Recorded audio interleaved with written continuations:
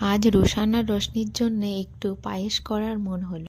আমি আর আমার সোনা মাম্মাম দেখো কি সুন্দর পায়েস মজা করে খাচ্ছি। এই রেসিপিতে প্রথমেই একটা পাত্রের মধ্যে ঘি গরম করে তাতে তেজপাতা আর কিছু কিশমিশ এবং গোবিন্দভোগ চাল দিয়ে ভালো করে নেড়েচেড়ে নিতে হবে।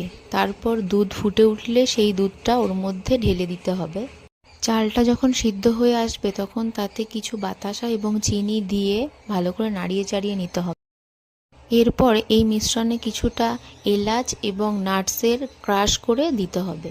পায়েসটাকে কন্টিনিউ নাড়াতে হবে, না হলে পাত্রের তলায় লেগে যাওয়ার সম্ভাবনা থাকতে পারে।